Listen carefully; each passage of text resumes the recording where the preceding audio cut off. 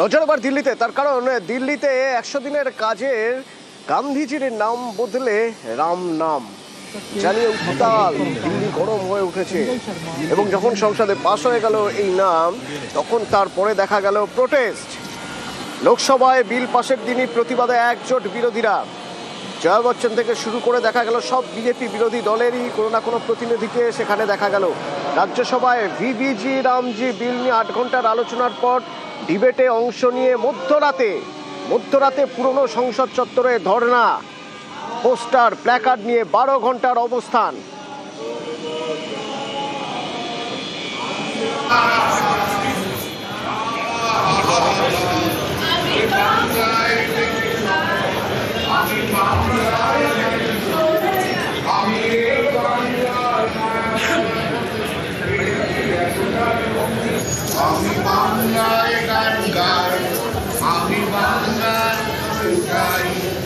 This bill is going to be very, very harmful for the poorest of the poor, because the original Manrega scheme, the way it was structured, where the centre paid 90% of the funds for it, was a scheme which was the backbone of the rural economy and the backbone, the greatest support for people who are very, very poor and had difficulty getting employment. And for 20 years, it's been one of the good schemes which has run, which has helped poor people, especially those who have nothing.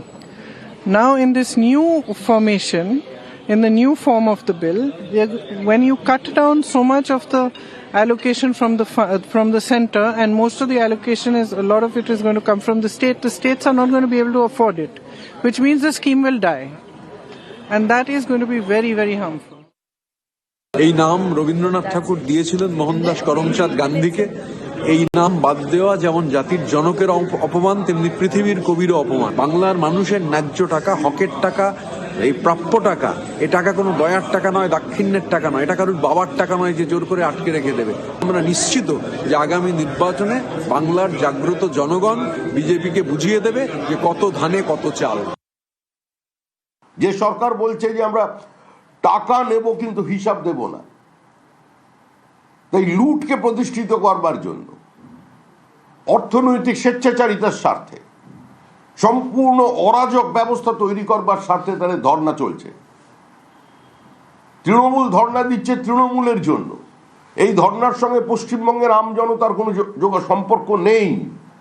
এই ধর্ণা কোনো প্রান্তিক মানুষের উপকার করতে পারবে না। নাম পরিবর্তনের বিরোধিতায় সরব তৃণমূল। কেন্দ্রের একতরফা সিদ্ধান্ত বলে তো পাল্টা তৃণমূলকে কড়া আক্রমণ বিজেপির। রাজ্যসভায় আলোচনা চলাকালীন বিশৃঙ্খলার অভিযোগ তৃণমূল সাংসদের বিরুদ্ধে অভিযোগ জানালো বিজেপি।